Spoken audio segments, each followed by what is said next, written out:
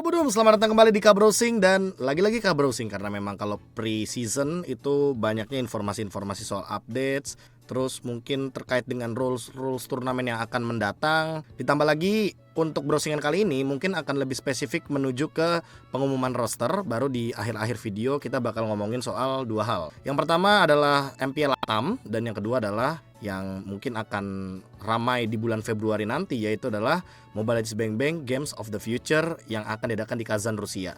So kita langsung mulai aja dari browsingan yang pertama. Let's go. Seperti biasa, ini adalah tanggal dan juga jam ketika video ini di-record. Harusnya sepengetahuan gua per tanggal 28 sampai dengan tanggal 31 Januari itu ada pengumuman soal roster Aura Fire. Tapi per hari ini per jam 10.51 waktu Indonesia bagian barat tanggal 30 Januari 2024, gua belum melihat postingan terbaru soal roster Aura Fire. Dan juga kalau misalkan nanti tiba-tiba nih tanggal 31 atau tanggal 1 Februari ada beberapa tim yang akan mengumumkan rosternya, kita bakal masukin informasi tersebut di next video ya teman-teman ya. Kalau begitu kita langsung aja mulai dari browsingan pertama. Ada Yawi yang kali ini sudah diumumkan oleh Echo Philippines bahwa Yawi berpisah nih dengan Echo Philippines. Ya kalau misalkan dilihat dari postingan ini ketahuan banget lah ya arahnya bakal kemana, karena seperti yang sudah menjadi informasi di khalayak publik kalau Echo sama dengan Aura PH gitu loh, atau Aura Philippines. Cuma mungkin brandingannya mereka pakai nama Echo gitu loh. Dan kalau misalkan kita melihat dari ya isu-isu yang sudah beredar, harusnya udah bukan jadi hal baru, dan kita kayaknya udah bisa nebak kemana Yawi bakal berlabuh. So good luck untuk Yawi dan juga tim barunya nih, karena ya pasti ini akan menjadi bisa dibilang experience baru buat tim tersebut. Ya karena kan mereka belum pernah sebelumnya, lebih tepatnya belum pernah mendatangkan pemain dari Filipina seharusnya. Ya let's see nanti kedepannya akan seperti apa teman-teman ya. Karena seperti yang gue bilang, dan mungkin kalau anak Twitter tuh bilangnya ini mah udah ketahuan arahnya kemana kalau kata Neo Historia ya. Waduh. Browsingan selanjutnya adalah datangnya Dlar ke Burmese Gold atau ke Myanmar, dan ini menjadi pemain pertama dari Filipina yang ditransfer atau diimport menuju ke Myanmar. Jadi Dlar adalah pemain ex-planer pertama yang bermain di Myanmar. Setelah sebelumnya kan kita dapetin sebuah informasi atau clue tuh kalau misalkan nickname depannya D, dan dia juga pernah ada pengalaman di beberapa turnamen-turnamen sebelumnya. Dan memang kalau misalkan kita dilihat dari kalau misalkan dilihat dari transfer window yang ada kan Donat udah duluan depannya D gitu loh ya, sisanya kalau dari pemain Filipina ya Dlar gitu loh. So good luck buat Dlar di Burmese Gold. Dan kebetulan kalau misalkan kita melihat dari ya mungkin pengumuman yang sudah diadakan, ya berarti Dlar akan ada kaitannya dengan Games of the Future. Kenapa bisa begitu? Karena ya Burmese Gold adalah salah satu tim yang nanti akan bertanding juga di Games of the Future. Good luck buat Burmese Gold dan Dlar.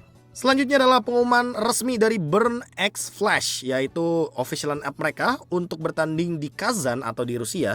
Tapi ya karena emang kebetulan di Kazan ini kan gak ada peraturan sama sekali ya, kayak harus 3 pemain harus dari region Kambodia gitu loh. Terus sisanya 2-nya pemain dari luar, mau Filipina, mau Indonesia, mau Malaysia, itu bebas.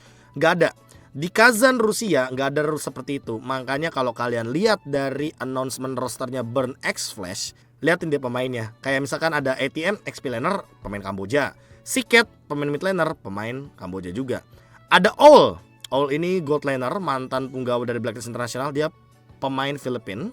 Rindo juga jungler Filipina kemarin di Blacklist International. KLVJ ya ini kayaknya udah nggak asing juga namanya, dia dari Filipina. Dan Miko sebagai roamer juga dari Filipina. Jatuhnya Burn X Flash ini punya 4 pemain Filipina, dan 2 itu yang mungkin akan mengisi dari explainer dan juga mid lanernya dari Kambodia.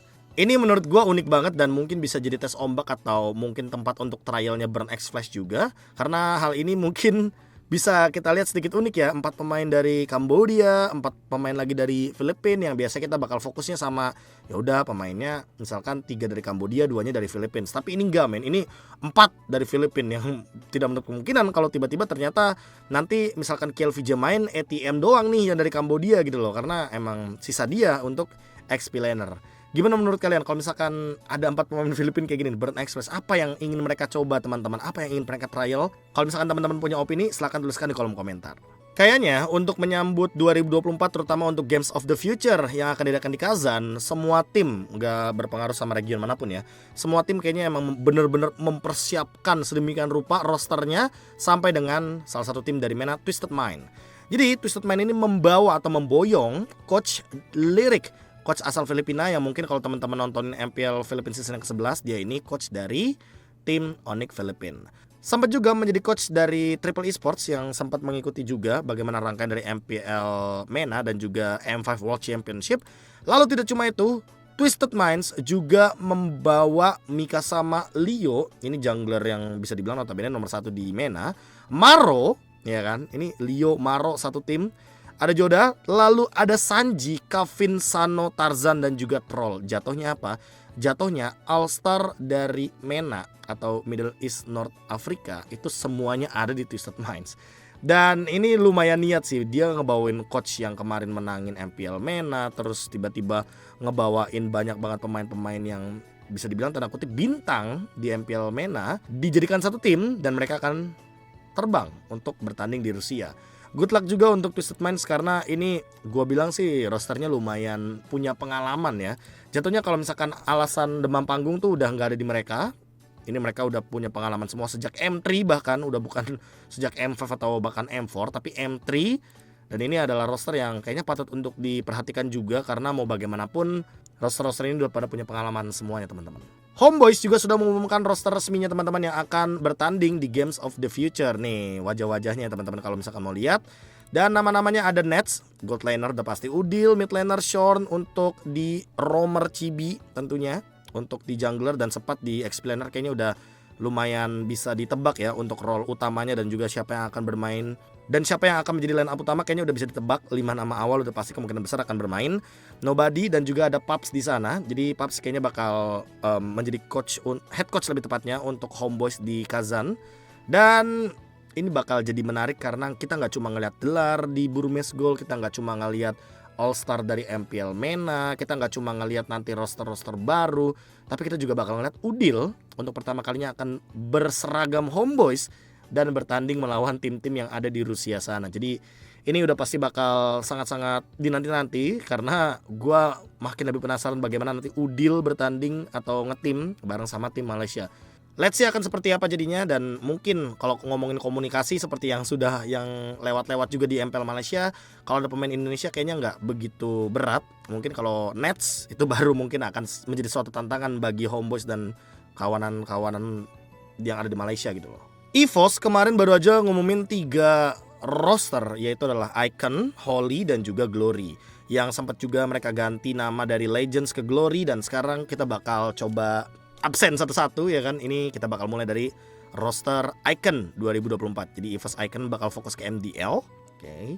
Namanya nggak berubah kalau misalkan untuk MDL. Mereka punya Maykits sebagai jungler. Kisesi.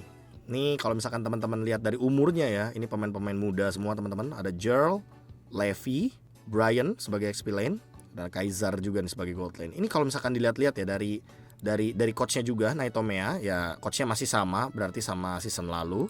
Si Matt masih ya kan, si Matt masih jadi coachnya. Tapi yang mau gue fokusin di sini tuh Icon kayaknya emang bener-bener mau yang pertama ya udah pasti rombak roster. Mereka mau bikin sebuah environment regenerasi yang lagi-lagi terkait dengan anak muda dan umur muda itu agar nantinya kedepannya mereka masih punya potensi entah untuk menuju ke EVOS Holy atau bahkan ke Glory gitu loh.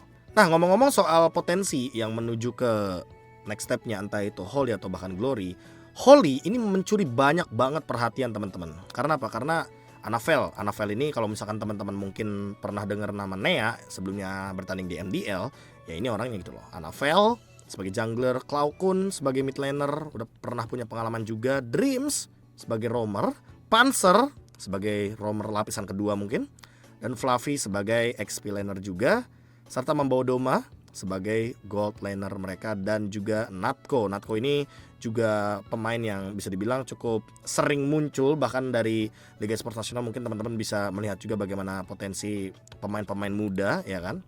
Dan juga ada strategi ya, coachnya sih kayaknya teman-teman juga udah nggak asing ya sama G itu sendiri. Dan juga manajernya Begem. Ya mungkin teman-teman bakal bilang kayak kayaknya EVOS Holy ini lebih meyakinkan daripada roster yang nanti next akan gua saksikan juga, yaitu adalah EVOS Glory.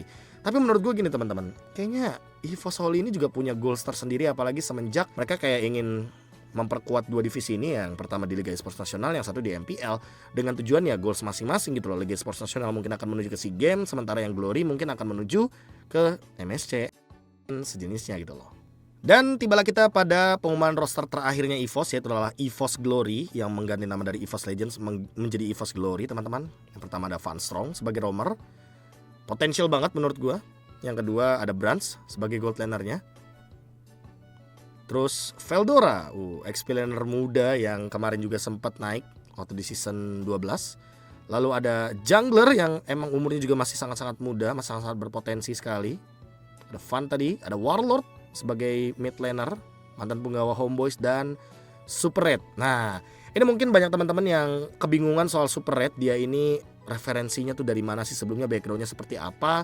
Super Red ini jadi dulu dia tuh mantan gold laner MDL-nya Blacklist International, teman-teman.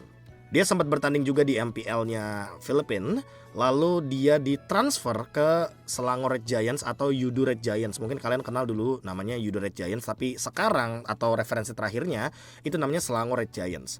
Super Red bersama dengan Selangor Red Giants dan juga Coach Arcadia, coach dari Filipina yang pernah menjadi coachnya RRQ juga, itu pernah mendapatkan title second runner up atau urutan ketiga di MPL Malaysia season 12. Itu referensi terakhirnya, teman-teman. Dan baru-baru ini ya Super Red berarti referensi terakhirnya tuh gameplaynya di Malaysia. Baru mereka memboyong ya, lebih tepatnya EVOS ini memboyong si Super Red dari MPL Malaysia ke MPL Indonesia.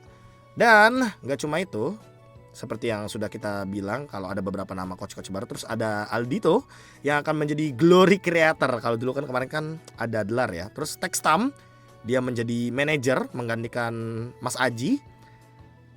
Caleb masih menjadi analis, harusnya nanti bakal naik bareng sama Coach Theo gitu loh. Dan ini dia roster untuk EVOS Glory. Syarat juga buat EVOS Glory karena dia membawa Van Strong sebagai roamer utama. Dan menurut gua Van Strong memiliki potensi yang sangat-sangat luar biasa. Apalagi di sini kalau dilihat-lihat dari rosternya kan, dia kan bakal jadi single roamer, yang artinya dia bakal terus bermain roamer gitu loh untuk di tim EVOS Glory di MPL season 13 nanti. So, udah pasti pengalaman akan mengikuti bagaimana jam terbang dia juga. Kita lihat nanti perkembangan dari EVOS Glory. Tapi menurut kalian teman-teman gimana untuk icon Holy Glory? Silahkan tuliskan di kolom komentar. Karena ya opini gue tadi itu, kalau ngomongin soal Glory sama Holy kayaknya mereka punya fokus masing-masing. Mereka bakal fokus di yang satu Liga Esports Nasional, yang satu bakal di MPL untuk mencapai goalsnya masing-masing.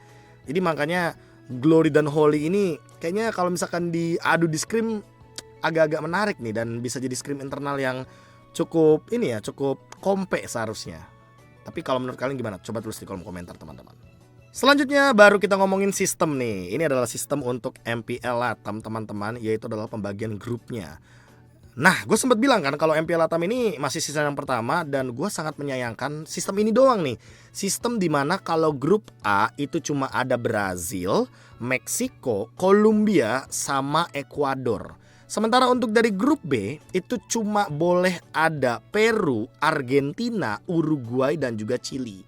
Kenapa gue bilang sangat disayangkan potensi seperti ini? Karena kenapa nggak diacak aja gitu loh. Jadi grup B juga boleh ada Brazil, boleh ada Kolombia, boleh ada Meksiko. Grup A juga boleh ada Argentina, boleh ada Chili. Atau jangan-jangan kalau menurut teman-teman yang lagi pada nonton browsingan kali ini, kalian lebih suka sistemnya kayak gini gitu loh. Dari grup A ya udah bang, biarin aja, ini sama aja kayak North Latam sama South Latam. Malah menurut gua karena MPL Latamnya ini digabung, kenapa tidak ya dari awal North sama South-nya itu digabungin jadi satu gitu loh. Tapi ya lagi-lagi ini cuma sebatas opini. Untuk beropini di kolom komentar. Cuma gue sangat menyayangkan kalau misalkan grupnya ini dibatasi oleh beberapa region atau negara. Ya nantinya ujung-ujungnya teman-teman kita cuma bisa nonton Brazil sama Argentina di babak grand final gitu loh. Karena grup A nggak bakal ketemu gitu loh selama pertandingan itu berlangsung. Ya cuma gue nggak tahu nanti sistemnya apakah kayak MDL, beda grup tapi tetap bisa ketemu, atau gimana. Gue nanti akan coba bahas lebih detail setelah update dari MPL Latam season yang pertama, teman-teman. Pembagian grup untuk Games of the Future Kazan 2024 sudah rilis, teman-teman. Dan mungkin teman-teman kalau misalkan mau lihat dari Instagram, itu ada di mlbb.overseas ya kan. Di sini juga sudah ada gambaran untuk bagaimana sistem turnamennya. Dan ini dia format untuk Games of the Future 2024 yang akan menggunakan modify GSL format. Tapi teman-teman, tapi ya, yang akan gua fokuskan adalah yang lolos dari masing-masing grup. ini ada 3 tim. Wow, ini yang akan sangat menarik teman-teman. Jadi kalau seandainya ada satu tim yang langsung menang 2 kali directly ya, dia menang 2 kali, itu udah pasti bakal ada di babak selanjutnya atau babak quarter final. Jadi mereka bakal nunggu siapapun lawan selanjutnya. Dan untuk urutan kedua dan urutan ketiga, gimana cara nyarinya bang? Cara nyarinya kayak gini. Kita ambil contoh dari grup B ya teman-teman ya. Tapi sebelum itu gue bakal mention semua yang ada dari grup A sampai dengan grup D. Grup A dulu teman-teman, ada Burmese Gold, Dustvolt, RRQ Hoshi dan juga tim Lilgan. Grup B ada AP Brand, ada Homeboys, ada S2G Esports dan juga Twisted Minds. Grup C ada Blacklist International, Fireflux Esports, Nightmare Esports dan juga Royal Cyber Esports Club. Grup D ada Burmese Gold, Keepbase Gaming, ada Onyx dan juga ada tim Flash. Jadi kalau misalkan kalian penasaran bang gimana cara nentuin tim yang akan lolos ke babak selanjutnya, apalagi yang lolos itu 3 tim, nentunya gampang teman-teman. Yang pertama, misal gue ambil contoh dari grup B nih. Grup B ada AP Brand, Homeboys, S2G dan juga Twisted Minds. Let's say di sini udah ada pertandingannya kan. S2G ketemu sama Twisted Mind, Twisted Mind yang menang. Nah, Twisted Mind akan menunggu di winner match. Homeboys lawan AP Brand. Let's say di sini AP Brand yang menang. Jadi AP Brand akan ketemu sama Twisted Mind. Seperti yang gue bilang tadi, kalau menangnya 2 kali langsung, itu udah pasti bakal ada di puncak klasemen. Dan seandainya di sini AP Brand lawan Twisted Mind yang menang AP Brand, berarti Twisted Mind kalah dong. Dan Twisted Mind itu tinggal menunggu siapa yang akan menang dari pertandingan S2G melawan Homeboys. Karena memang GSL format sistem ini akan mempertemukan yang menang ketemu yang menang, yang kalah ketemu yang kalah. Jadi kayak ada bracket dalam grup gitu loh. Twisted Mind tadi yang menang lawan S2G bakal ketemu sama yang menang karena AP Brand menang lawan Homeboys gitu loh. Nah, S2G ketemu sama Homeboys, yang kalah tidak akan lolos ke babak selanjutnya. Tapi setidaknya yang menang dari sini ada kemungkinan untuk berada di urutan yang kedua dan mungkin akan bisa ngintip nih lawannya ke grup C atau grup A atau grup D gitu kan. Karena seperti yang tadi udah gue mention teman-teman, kalau kalah 2 kali langsung akan tereliminasi, sementara kalau menang 2 kali langsung akan melaju ke babak quarter final. Nah, Homeboys sama Twisted Mind kayak yang tadi analogi gue atau gambaran gue akan bertanding di elimination match. Jadi yang menang itu bakal ada di urutan yang kedua dan yang kalah akan ada di urutan yang ketiga. Jadi konsepnya match akan dimulai ya kan. Match 1, match 2 dari masing-masing grup, teman-teman bisa mungkin imajinasikan sendiri, mau ini ke matchnya, mau ini ke matchnya. Pokoknya match 1, match 2, yang menang ketemu yang menang, yang kalah ketemu yang kalah. Nanti yang menang ketemu yang menang ini, yang menang akan lanjut ke babak dari quarter final, yang kalah akan bertanding sama yang menang di losing match versus losing match gitu loh. So, inilah dia GSL format system.